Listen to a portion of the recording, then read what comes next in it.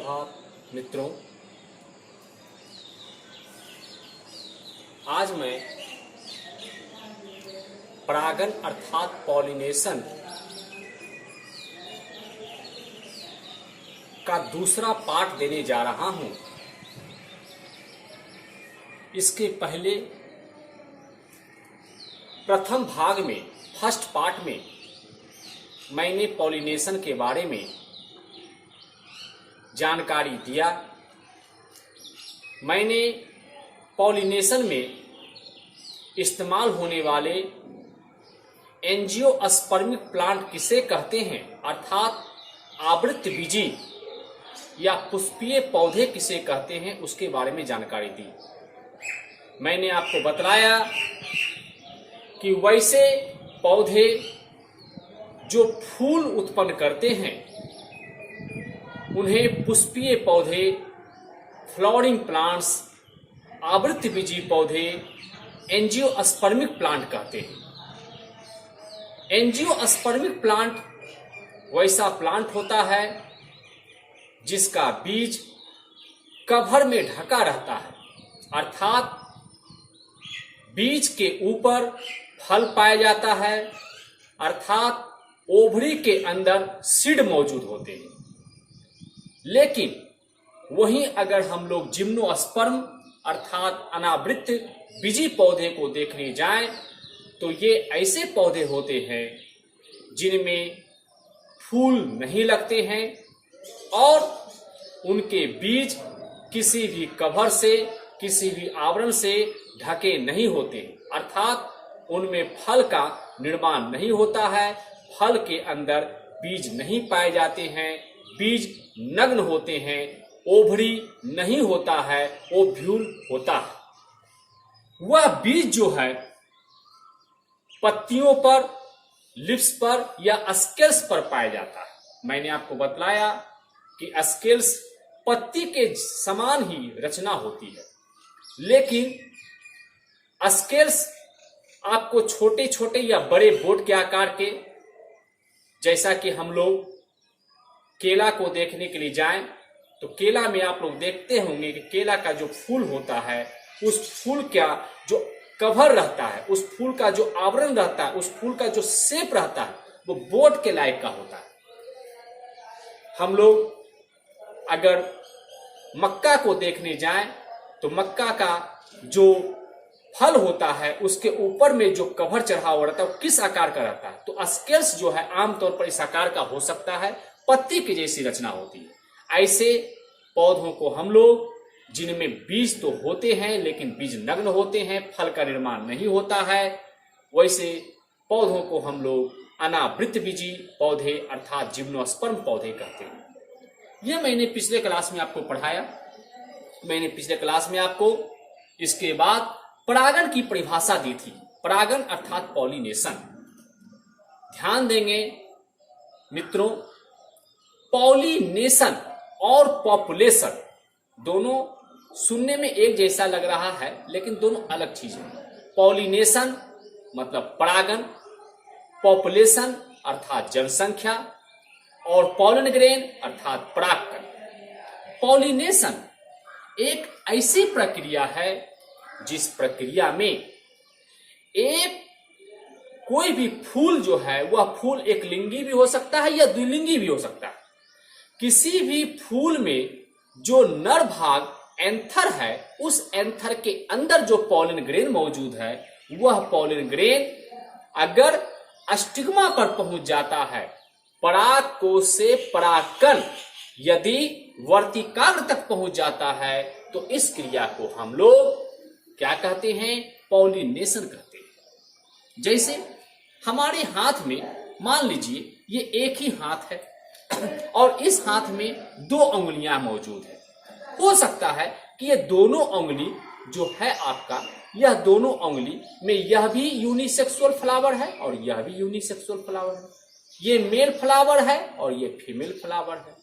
इस male flower जो incomplete flower होता है, जो आपका स्टामिनेट फ्लावर होता है, इस स्टामिनेट फ्लावर में एंथर मौजूद है, परागकण मौजूद है। और ये जो फीमेल फ्लावर है जिसको पिस्टिलेट फ्लावर कहते हैं, स्त्री फीमेल फ्लावर यानी मादा फ्लावर कहते हैं, इसमें आपका पिस्टिलेट फ्लावर भी कहलाता है। इसमें आपको स्टिग्मा ओवरी मौजूद है। अगर मान लिया जाए कि मैं खुद या ये फूल खुद अपने आप के प्रयास से, अपनी अनुकूलता के सहायता से इस फूल के एंथर से परागकण निकलकर इस अंगुली में अर्थात इस फूल के स्टिग्मा पर पहुंच जाता है, तो यही क्रिया तो परागन है।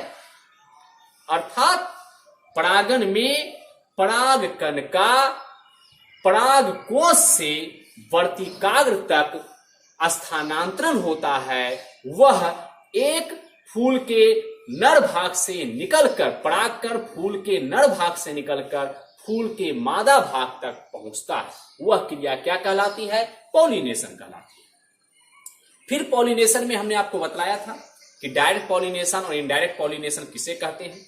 डायरेक्ट पॉलिनेशन में हमने आपको बतलाया कि अगर पॉलिन ग्रेन स्टिग्मा पर नहीं पहुंचे, डायरेक्ट वो ओव्यूल के अंदर प्रवेश कर जाए, यानी उसको सफर करने का जो डिस्टेंस है, जो उसको टाइमिंग लग रहा है, जो उसको ज्यादा दूरी तय करना पड़ रहा है, वह दूरी उसको तय नहीं करना पड़े। फूल में जनरली क्या होता है? जनरली फूल में होता है कि एंथर से परागकोश से परागकण निकलता है, निकलने के बाद वह वर्तिकाग्र अर्थात स्टिग्मा तक पहुंचता है और स्टिग्मा पर पहुंचने के बाद स्टाइल से गुजरते हुए ओवरी के अंदर ओव्यूल में प्रवेश करता है। यही जनरली होता है। लेकिन इसे तो हम लोग इनडायरेक्ट कहते हैं, इनडायरेक्ट पॉलिनेशन कहते हैं। लेकिन अगर पॉलिनेशन की क्रिया में परागकोश से परागकण निकले और वह वर्तिकाग्र और स्टाइल तक नहीं पहुंचे, बिना यहां तक पहुंचे हुए वो डायरेक्ट कहां पहुंच जाए? ओव्यूल तक पहुंच जाए, ओव्यूल के अंदर प्रवेश कर जाए, तो उस क्रिया को हम लोग क्या कहते हैं? उस क्रिया को हम लोग प्रत्यक्ष परागण अर्थात डायरेक्ट पॉलिनेशन कहते हैं। ये मैंने पिछले क्लास में आपको पढ़ाया था। ये बहुत कम जगह जानकारी मिलती है। अब मैं आपको पॉलिनेशन के प्रकार को देखने के लिए जा रहा हूं। आज के क्लास में मैं आपको टाइप्स ऑफ पॉलिनेशन पढ़ाऊंगा। आज ये परागण का जो प्रकार है, जो बांटे हैं हम, ये किस आधार पर बांटे हैं? हर चीज को बांटने का, कैटेगराइज करने का कुछ ना कुछ आधार होता है, किसी न किसी बेसिस पर हम लोग उसको ग्रुप में बांटते हैं। तो आखिर पॉलिनेशन को ग्रुप में किस आधार पर हम बांट रहे हैं? यहां पर पॉलिनेशन को हम दो ग्रुप में बांट रहे हैं। एक तो सेल्फ पॉलिनेशन यानी स्वपरागण और दूसरा क्रॉस पॉलिनेशन अर्थात परपरागण। स्वपरागण और परपरागण किस आधार पर बांटा गया है? फूल में दो रचनाएं होती हैं। अगर द्विलिंगी फूल है तो उस फूल में परागकोश भी पाया जाएगा, उस फूल में वर्तिकाग्र भी पाया जाएगा, एंथर भी पाया जाएगा और स्टिग्मा भी पाया जाएगा।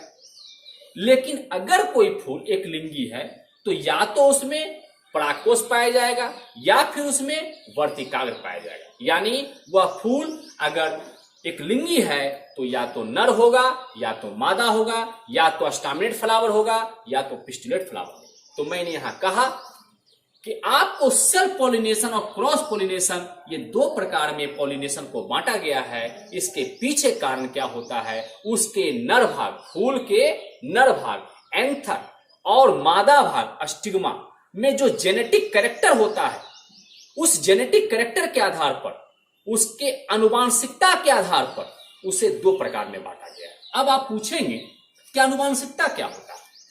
आनुवांशिकता आपके अंदर जो जेनोमिक कैरेक्टर पाया जाता है, किसी भी पेड़ पौधे और जंतु में जो डीएनए, आरएनए, जो न्यूक्लिक एसिड होते हैं, जो जीन होते हैं, उस जीन के आधार पर जब कोई लक्षणों का निर्धारण किया जाता है, जो हमारे शरीर के आंतरिक लक्षणों का, किसी भी जंतु, किसी भी पौधे के आंतरिक लक्षणों का निर्धारण करता है, उसे हम लोग जेनेटिक कैरेक्टर कहते हैं।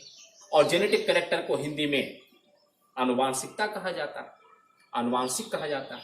तो अगर जब हम परागण को बांट रहे हैं तो यहाँ परागण में जो आपका स्वपरागण और परपरागण जो दो प्रकार बतलाया गया, उसके जेनेटिक समानता और असमानता के आधार पर बताया गया। तो पहला हम यहां देखने के लिए जाए, सेल्फ पॉलिनेशन किसे कहते हैं, स्वपरागण किसे कहते हैं। मित्रों, नाम से ही पता चल रहा है सेल्फ, सेल्फ का मतलब स्वयं।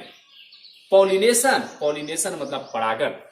जब स्वयं से परागन किया जाए, जब परागन के कार्य में कोई बाहरी मददगार शामिल नहीं हो, वो अपनी भूमिका नहीं निभाए, फूल अपने प्रयास से अपने कैरेक्टर में, अपने मॉर्फोलॉजिकल फीचर्स में कुछ परिवर्तन ले आवे और उस परिवर्तन के द्वारा वह परागन की क्रिया को संपन्न कर दे, तो इसे हम लोग क्या कहते हैं? सेल्फ पॉलिनेशन कहते हैं। यानी मेरे कहने का तात्पर्य हो गया, बिना किसी बाहरी माध्यम के, बिना किसी एक्सटर्नल एजेंट के, बिना किसी वाहक के, बिना किसी कैरियर के, अगर एंथर से परागकण निकलकर फूल के अस्टिग्मा तक पहुंचता है, तो यह क्रिया क्या कहलाती है? सेल्फ पॉलिनेशन, स्वपरागन कहलाती है। अब ये अलग बात है कि आपका जो फूल है वह फूल द्विलिंगी है या एकलिंगी है। अगर फूल द्विलिंगी है तो उस द्विलिंगी फूल में आपको नर अंग भी मौजूद होंगे और मादा अंग भी मौजूद होंगे। एंड्रोसियम भी होगा, गाइनोसियम भी होगा, एंथर अर्थात उसके अंदर पाया जाने वाला पॉलन ग्रेन भी होगा और अस्टिग्मा भी होगा। तो एक अगर द्विलिंगी फूल है तो द्विलिंगी फूल में आपको एंथर से पॉलन ग्रेन निकल करके उसी फूल के अस्टिग्मा तक पहुंचता है, तो यह क्या है? Self pollination. द्विलिंगी फूल है तो कोई भी दिक्कत की बात नहीं है। और अधिकांशतः सेल्फ पॉलिनेशन की जो क्रिया होती है ना, वह आपको द्विलिंगी फूलों में ही, बाइसेक्सुअल हर्माफ्रोडाइट फ्लावर में ही होती है। लेकिन मान लिया जाए अगर कोई फूल एक लिंगी है, यानी यूनिसेक्सुअल फ्लावर, तो अगर यूनिसेक्सुअल फ्लावर है तो यूनिसेक्सुअल का डेफिनेशन हम लोग जानते हैं कि अगर किसी भी फूल में केवल नर भाग मौजूद रहे, अर्थात एंड्रोसियम रहे, अर्थात अस्टामेन रहे, अर्थात पुंकेसर रहे, तो वह फूल क्या कहलाता है? मेल फ्लावर कहलाता है। और मेल फ्लावर क्या होगा? अपूर्ण फूल होगा और एक लिंगी फूल होगा। अगर किसी फूल में मादा भाग मौजूद है, यानी गाइनोसियम मौजूद है, जायांग मौजूद है, कार्पेल या पिस्टिल मौजूद है, स्त्री केसर मौजूद है, तो वैसे फूल को हम लोग क्या कहते हैं? मादा फूल, फीमेल फ्लावर कहते हैं। और यह भी जो होता है वह आपका इनकम्प्लीट फ्लावर होता है, यूनिसेक्सुअल फ्लावर होता है। इन सारे टर्मों का जो हम बात बोलने जा रहे हैं, बार बार इसका इस्तेमाल कर रहे हैं मित्रों, तो एक बात ध्यान रखिएगा, मैंने आपको कई बार बोला है कि बायोलॉजी में टर्म्स का खेल होता है। एक ही शब्द को कई रूपों में प्रस्तुत किया जाता है। मैं आपको बोलता हूं एंड्रोसियम है, एंड्रोसियम में अस्टामिनेट बोल रहे हैं, अस्टामिन का इस्तेमाल कर रहे हैं, तो एंड्रोसियम फूल का एक चक्र है जिसको कि हम लोग पुमंग कहते हैं। एक कलेक्शन है, वो एक ग्रुप है। वो किसका ग्रुप है? वह ग्रुप है अस्टामेन का, अर्थात पुंकेसर का। यानी कई सारे पुंकेसर जब मिलते हैं, कई सारे अस्टामेन जब मिलते हैं, तो वह क्या चीज कहलाता है? वह कहलाता है एंड्रोसियम, अर्थात पुमंग। लेकिन अगर कई सारे कार्पेल या पिस्टिल मिल जाते हैं, अर्थात स्त्री केसर मिल जाते हैं, तो उनका ग्रुप, उनका कलेक्शन क्या कहलाता है? गाइनोसियम। तो अस्टामेन एंड्रोसियम की इकाई है और कार्पेल या पिस्टिल गाइनोसियम की इकाई। फिर मैं यूनिसेक्सुअल और बाइसेक्सुअल का बात करता हूं। तो यूनिसेक्सुअल मतलब एक लिंगी फूल जिसमें एक लिंग रहे, बाइसेक्सुअल मतलब जिसमें दोनों लिंग रहे। तो अगर कोई फूल द्विलिंगी है तब तो उसमें दोनों अंग मौजूद होंगे, नर अंग भी होंगे, मादा अंग भी होंगे। तो नर अंग के पराग कोश से पराग कण निकलेगा और उसी फूल के अस्टिग्मा पर पहुंच जाएगा। मान लीजिए कि यह फूल है, यह फूल में आपका नर भाग भी है और मादा भाग भी है, दोनों भाग, नर भाग भी है और मादा भाग भी है, एंथर भी है और अस्टिग्मा भी है। अगर यहां से पराग कण निकला और निकल करके इसी के ऊपर में अस्टिग्मा पर में पहुंच गया, तो यह स्वपरागन है। और यह परागन जो हो रही है वह द्विलिंगी फूलों में हो रही है।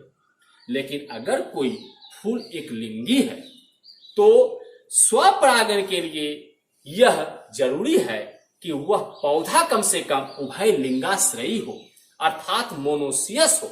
यानी उस पौधे में नर फूल भी लगे रहे, मादा फूल भी लगे रहे।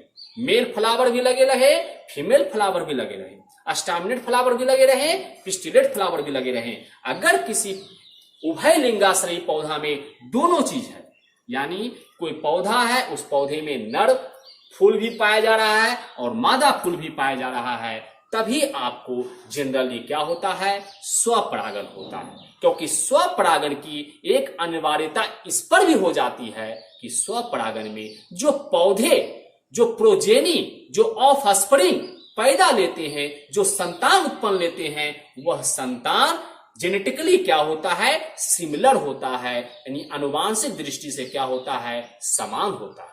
अगर पौधे के जेनेटिक अलग अलग रहेंगे, जातियां अलग अलग रहेंगी और उनमें अगर परागन होगा तो उनका निश्चित है कि उनका आनुवांशिक असमानता देखने के लिए मिलेगा और जो नए पौधे उत्पन्न लेंगे वह पौधे अपने पेरेंटल प्लांट से क्या होंगे, बिल्कुल अलग होंगे या मिश्रित गुणों वाले होंगे।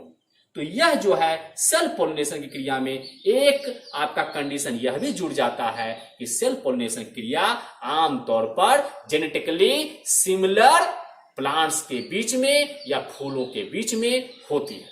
तो मैंने सेल्फ पॉलिनेशन में परिभाषा दिया है, बोर्ड पर आपको लिखा है, जब एक पुष्प का परागकण पॉलन ग्रेन उसी पुष्प अथवा उसी पौधे के किसी दूसरे फूल के वर्तिकाग्र पर पहुंचता है, स्वयं पहुंचता है, तो उसे क्या कहते हैं, स्वपरागन कहते हैं।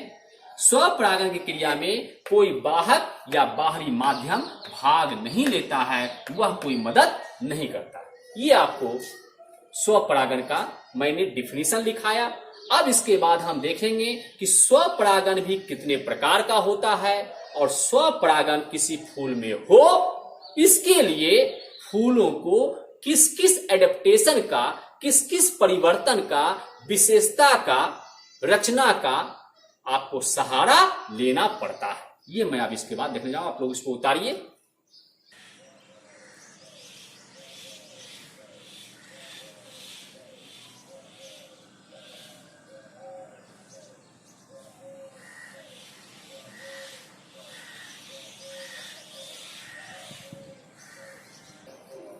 स्टूडेंट्स, अब मैं सेल्फ पॉलिनेशन के प्रकार को पढ़ने जा रहा हूं। सेल्फ पॉलिनेशन के प्रकार में डिटोनोगेमी, ऑटोगेमी, ये सभी प्रकार होते हैं। उनमें सबसे पहले मैं आपको स्वयुग्मन अर्थात ऑटोगेमी के बारे में बतला रहा हूं। स्व मतलब स्वयं, खुद से, युग्मन यानी जोड़ा बनाना, मिलना, एक साथ युग्मित होना, जुड़ना।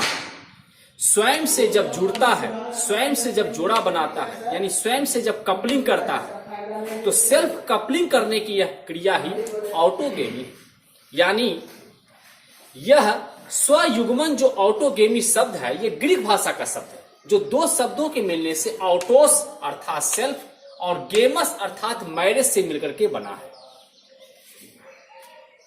इस प्रकार के स्वपरागन जो होते हैं वो द्विलिंगी फूलों में होते हैं।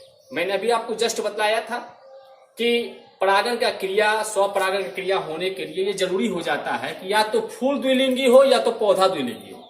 फूल अगर द्विलिंगी है तो उसमें नर और मादा भाग दोनों मौजूद होंगे, और अगर पौधा द्विलिंगी है तो पौधे में नर फूल भी लगे रहेंगे और मादा फूल भी लगे रहेंगे। तो इस प्रकार के स्वपरागन जो होते हैं वो द्विलिंगी फूलों में होते हैं, बाइसेक्सुअल फ्लावर में होता है। पराग कोश से पराग कर निकलकर उसी फूल के वर्तिकाग्र पर पहुंचता है। क्योंकि फूल कैसा है, द्विलिंगी है, तो फूल के एक भाग से, नर भाग से पराग कर निकला और उसी फूल के मादा भाग यानी स्टिग्मा तक पहुंच जाता है। इसके बाद है इंटरसेक्सुअल, अंतः लैंगिक संपूर्ण द्विलिंगी बंद फूल। इंटरसेक्सुअल मतलब जब सेक्स जो होता है ना वो इंटर हो, यानी आपस में किया जाए, यानी एक साथ किया जाए, आपको मतलब उसमें किसी दूसरे दूर के पौधे की आवश्यकता, दूसरे दूर के जाति की आवश्यकता नहीं पड़े, तो वैसे कंडीशन में इसको इंटरसेक्सुअल अंतःलैंगिक कहते हैं। यानी जब अंतःलैंगिक की क्रिया होगी तो दोनों लिंग पास पास मौजूद रहेंगे, दोनों लिंग एक साथ एक ही चीज से कहीं ना कहीं को रिलेटेड होंगे, और वह जो है आपस के सहयोग से, आपसी क्या कहता है इंटरकोर्स से वह क्या कर देगा, आपको सेल्फ पॉलिनेशन ऑटोगेमी की क्रिया को संपन्न करते हैं। तो इसमें इंटरसेक्सुअल अंतः लैंगिक संपूर्ण द्विलिंगी बंद फूल में परागकण जो होता है, यानी ये इंटरसेक्सुअल हो रहा है, ये बाइसेक्सुअल जो फूल है उस बाइसेक्सुअल फूल में नर पार्ट और फीमेल पार्ट दोनों मौजूद हैं, मेल पार्ट और फीमेल पार्ट दोनों मौजूद हैं। तो वो मेल पार्ट से जो पॉलन ग्रेन होता है उसको पहुंचना कहां पड़ता है, उसको स्टिग्मा तक पहुंचना पड़ता है। तो वो पहुंचेगा, चूंकि परागण क्या है, स्वपरागण, तो पहुंचेगा, जब भी पहुंचेगा तो अपने पहुंचेगा, वो किसी बाहरी माध्यम से नहीं पहुंचेगा। लेकिन हो सकता है कि इस क्रिया में उसके साथ कुछ प्रभाव जुड़ जाए, कुछ जो है भौतिक प्रभाव जुड़ जाए। वो भौतिक प्रभाव क्या है? वो भौतिक प्रभाव है गुरुत्वाकर्षण। हम जानते हैं कि कोई भी वस्तु जो ऊपर रहती है, जब वह वस्तु नीचे गिरती है, तो आपको न्यूटन साहब ने बतलाया था कि वह क्या होता है, नीचे पृथ्वी पर आकर के गिरता है। ठीक है, गुरुत्वाकर्षण था। तो यह जो है आपका, जब मेल फ्लावर का एंथर मैच्योर कर जाता है और मैच्योर करने के बाद जब फटता है, यानी वो डेहिसेंस करता है, स्फुटन करता है, तो स्फुटन करने के बाद वह परागकण आपको नीचे जो फूल मौजूद है, मादा फूल है या फूल का जो मादा अंग है, उसके स्टिग्मा पर क्या हो जाएगा, गिर जाएगा, और इस प्रकार से वो ऑटोगेमी कर देगा। अब इस ऑटोगेमी होने के लिए भी आपको जो क्रिया होती है उसके लिए कुछ अनुकूलताएं होनी जरूरी होती है। अब अनुकूलताएं क्या है? तो पहला नंबर तो है कि मान लीजिए ऊपर का एंथर फट गया, लेकिन नीचे में जो पौधा का जो फूल है वह फूल आपका उसी लिंग का है, तब तो ये ऑटोगेमी नहीं हो पाएगा। या मान लीजिए नीचे का फूल है, लेकिन नीचे का फूल जो फीमेल फ्लावर या फीमेल पार्ट है वो मैच्योर नहीं किया, वह इस योग्य नहीं बना कि ऊपर का जो परागकण गिरेगा उस परागकण को वो ले सके, और अगर ले भी लेता है तो ले लेने के बाद अपने जो आगे की जो क्रिया है, जो निषेचन की क्रिया है, उसको वो सक्सेस कर सके। तो यह क्रिया ऑटोगेमी होकर के भी जिस उद्देश्य से किया जा रहा है उस उद्देश्य की पूर्ति नहीं होगी। तो इसके लिए जरूरी हो जाता है कि परागण में नर पार्ट और मादा पार्ट, नर भाग और मादा भाग, दोनों भाग एक ही समय में क्या हो, मैच्योर हो, यानी दोनों एक दूसरे को कार्य में सहयोग करने के योग्य हो। तो इसके लिए पहला केस क्या हो जाता है, पहला कंडीशन क्या हो जाता है, सम काल पक्वता या सह पक्वता। सम काल पक्वता, सम मतलब समान, काल मतलब समय, पक्वता मतलब परिपक्व होना, योग्य बनना। जब एक ही समय में कोई भी नर और मादा भाग परिपक्व हो जाता है, मैच्योर हो जाता है, तो उसको समकाल पक्वता कहते हैं। और यहां सह पक्वता भी इसको लिखा गया। सह पक्वता मतलब साथ साथ परिपक्व होना। जैसे समकाल पक्वता में ऐसा भी हो सकता है कि एक मादा नर फूल आपको परिपक्व हो गया, एंथर जो है मैच्योर कर गया, और जिस समय एंथर मैच्योर किया उसके थोड़ा एक आध सेकंड, कुछ सेकंड के आगे पीछे जो है आपका फीमेल पार्ट भी क्या हो गया, स्टिग्मा भी क्या कर गया, मैच्योर कर गया।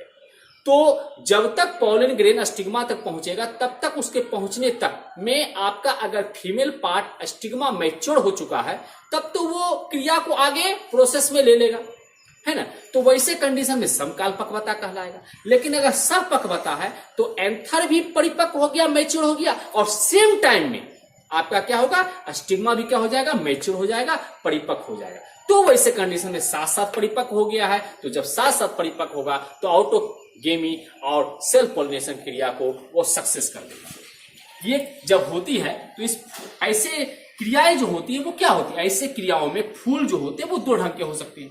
या तो फूल खिलने वाले हो सकते हैं या तो फूल बंद हो सकते हैं।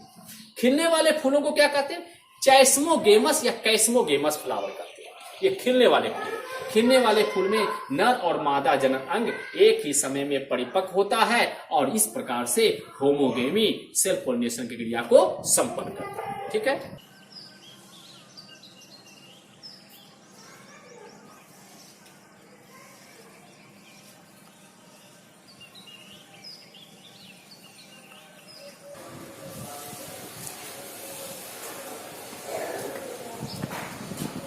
स्टूडेंट्स, अभी मैंने आपको ऑटोगेमी के अंतर्गत होमोगेमी अर्थात समकाल पक्वता के बारे में बताया। उसमें मैंने बोला कि मेल और फीमेल पार्ट जो होते हैं, एंथर और स्टिग्मा जो होते हैं फूल के, वो दोनों एक साथ मैच्योर हो जाते हैं। अब उसके कुछ एग्जाम्पल को हम देखने के लिए जाएं तो यहाँ देखिए, पहला एग्जाम्पल में लिखाए हैं कॉनवोल्वुलस कैथरेंतस, जिसको भिनका कहते हैं, सदाबहार भी इसको कहा जाता है, गार्डेनिया में दलपुंज नलिका, जिसको कोरोला ट्यूब के नाम से जाना जाता है, में परागकोश पाए जाते हैं।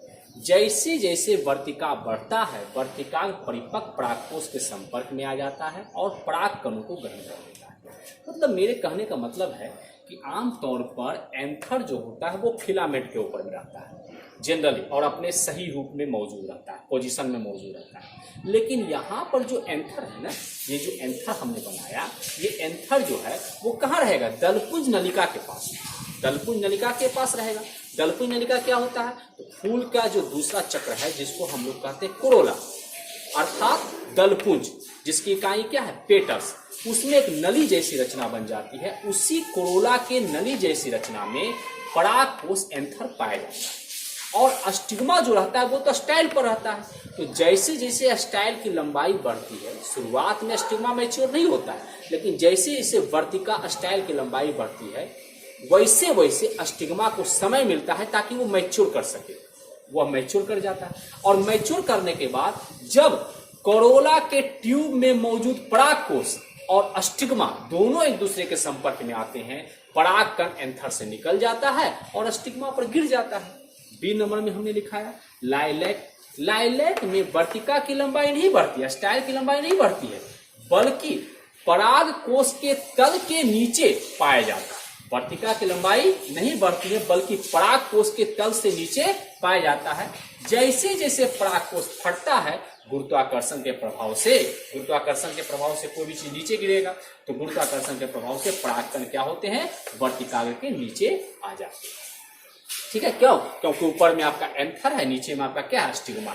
जैसे ही आपका एंथर फटा, नीचे में आपका गुरुत्वाकर्षण की वजह से वो गिरेगा और स्टिग्मा के ऊपर में जाकर के वह पॉलिनेट कर देगा स्टिग्मा। अब देखिए मिराबिली जलेपा। मिराबिली जलेपा, जिसको हम 3 नाम से यहाँ लिखे हैं, 4 o'clock, गुलबास या गुल अब्बास। यहाँ मैंने पूरा डिफाइन करके इसलिए लिख दिया क्योंकि यहाँ से क्वेश्चन कभी और परीक्षा में पूछा जाता है। तो मिराबिली जलेपा 4 o'clock अर्थात गुलबास या गुल अब्बास में वर्तिकाग्र के ऊपर एंथर झुका रहता है, यानी स्टिग्मा के ऊपर में एंथर रहता है। ये स्टिग्मा है, ये मान लीजिए मेरा ये हैंड जो है ये स्टिग्मा है, इस स्टिग्मा के ऊपर में क्या है? एंथर झुका रहता है। ठीक है, लेकिन आलू में पोजीशन उल्टा होता है। ये स्टिग्मा है, इसके ऊपर में एंथर है, ये होता है किसमें? मिराबिली जलेपा में। लेकिन उल्टा हो जाता है आलू में, ये आपका क्या होता है? एंथर, और इसके ऊपर हो जाता है स्टिग्मा। ठीक है, सनफ्लावर में, सूरजमुखी में क्या होता है? रोई जैसी रचना पाई जाती है। रोई जैसी रचना को जनरली हम लोग पैपस के नाम से जानते हैं। तो रोम युक्त रचना पाई जाती है, और उन्हीं रोम युक्त रचना पर परागकण मौजूद रहता है। जब स्टिग्मा उसके पीछे से घूम करके जाता है और उन परागकणों को ग्रहण कर लेता है। ये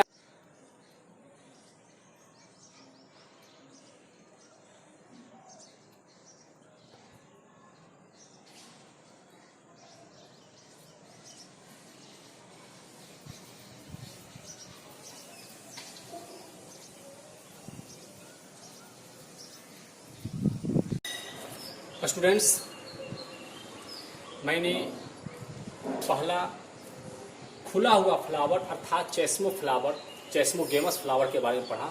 अब मैं सेकेंड यहाँ अनुकूलता देखने जा रहा हूँ, निमिलिता, क्लिस्टोगेमी।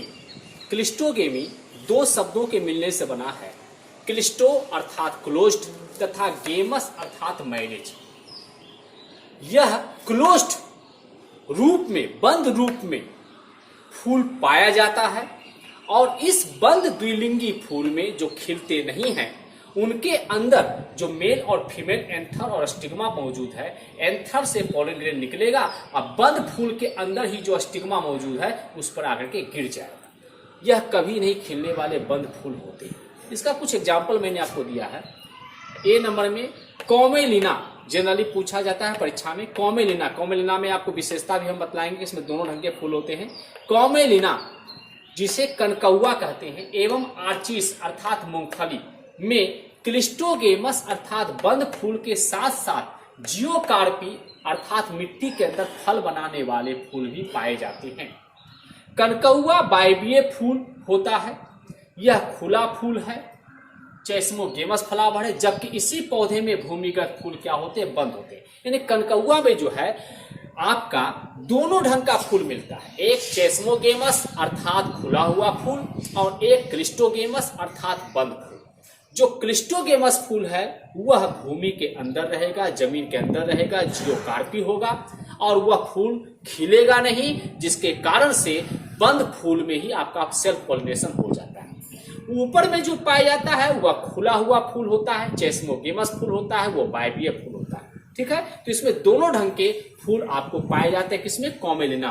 बी नंबर में एग्जांपल मैंने दिया है बाल्सम, ड्रोसेरा, जंकस, सेक्सीफ्रेगा, ऑक्जेलिस, वायोला में केवल बाइबिय फूल होते हैं जो बंद होते हैं, यानी क्लोज्ड रहते हैं, क्लिस्टोगेमस होते हैं। सी नंबर में अनेक फूल ऐसे भी होते हैं, बहुत सारे फूल ऐसे भी होते हैं जो शुरुआत में तो खुले हुए रहते हैं, शुरुआत में वो चेस्मोगेमस रूप में रहते हैं, लेकिन बाद में जब उनको फल बनाने की बात आती है, फल बनाने का समय आता है, तो वह चेस्मोगेमस फ्लावर आपको क्लिस्टोगेमस फ्लावर के फॉर्म में चेंज कर जाता है, यानी खुला हुआ फूल जो होता है वह बंद फूल के रूप में बदल जाता है ताकि वह फूल फल का रूप ले सके। तो ये मैंने कुछ एग्जांपल आपको क्लिस्टोगेमी के अंतर्गत दिखाया है।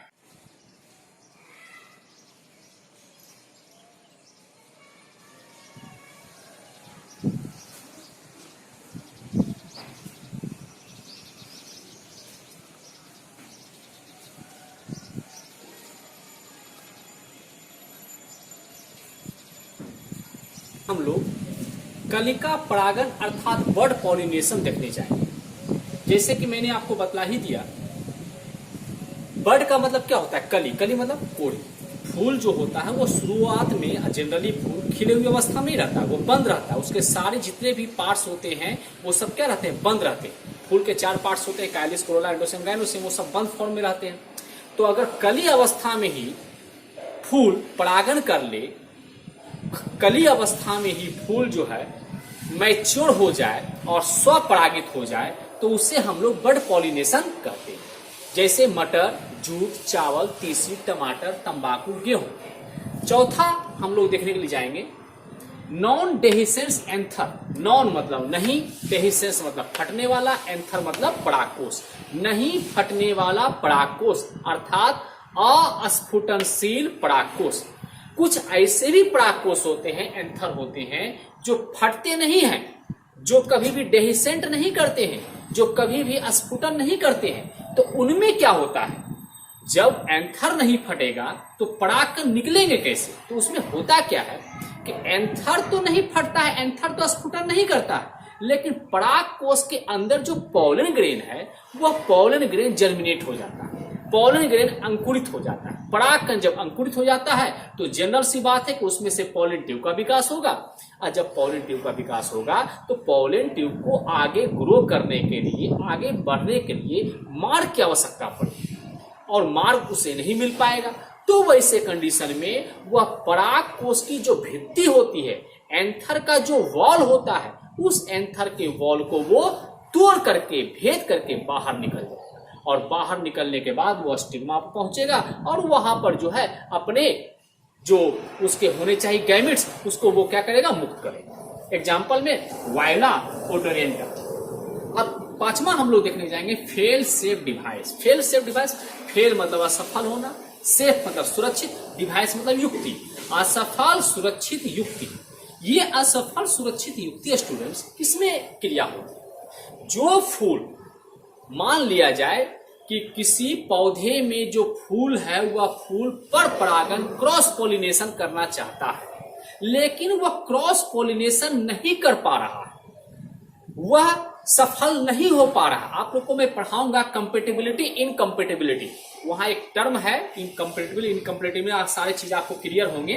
तो यहां पर फेल सेफ डिवाइस में देखिए कि अगर किसी भी पौधे में, अगर किसी भी पौधे के फूल में पर परागन की क्रिया किसी कारण से सफल नहीं हो पा रही है, तो वह जो है स्वपरागन को प्रेरित करेगा, स्वपरागन की क्रिया को आगे बढ़ाने में मदद करेगा। यह किनमें आता है? आलू में, सूरजमुखी में, मिराबिलिस, जिसको हम गुल अब्बास या गुलबास कहते हैं। यहां तक मैंने स्टूडेंट्स आपको पढ़ाया कि ऑटोगेमी क्या है, यानी ऑटोगेमी में होमोगेमी, जो कि आपको ऑटोगेमी में मैंने बतलाया कि एक ही फूल जो द्विलिंगी होते हैं, जो बाइसेक्सुअल होते हैं, और उनमें आपका बाइसेक्सुअलिटी के साथ साथ वो फूल में क्या होती है, उस फूल में मैच्योरिटी भी एक समय में आती है, यानी उसका मेल और फीमेल पार्ट दोनों एक ही समय मैच्योर करता है। तो किस प्रकार से जो है वह परागण क्रिया को सफल बनाएगा, स्वपरागण करेगा। अब इसका दूसरा जो होता है क्लिस्टोगेमी इसमें आ गया, कैस्मोगेमी इसमें आ गया। अब इसका दूसरा हम लोग जाने जाएंगे गिटोनोगेमी। गिटोनोगेमी मतलब क्या था, सजात पुष्पी परागण। मैंने पहला वाला में बतलाया था कि एक ही फूल है, तो एक ही फूल है तो उसमें जाति भी एक होगा, उसका जीनोमिक कंडीशन भी एक होगा, जेनेटिक कैरेक्टर भी एक होगा। तो उस एक ही द्विलिंगी फूल में किस प्रकार से स्वपरागण होता है। अब मैं जो आपको अगले वीडियो में पढ़ाऊंगा, क्योंकि मेरा वीडियो ज्यादा लंबा हो रहा है, क्लास मेरा लंबा हो रहा है, इसलिए इसके तीसरे पार्ट में, इस सेक्शन के पॉलिनेशन के परागण के तीसरे पार्ट में मैं आपको आगे का टॉपिक पढ़ाने जाऊंगा। उसमें मैं आपको पढ़ाऊंगा गिटोनोगेमी।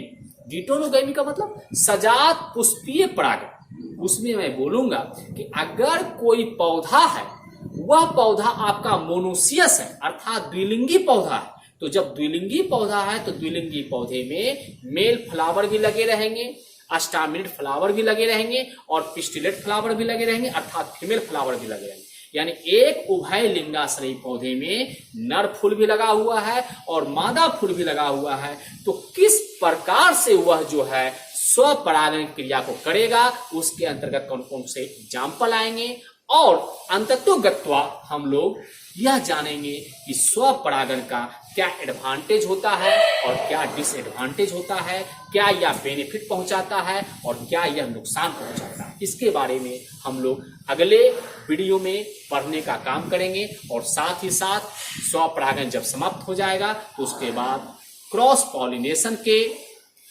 हम स्टेज में प्रवेश करेंगे। तो ये आप लोग उतारिए।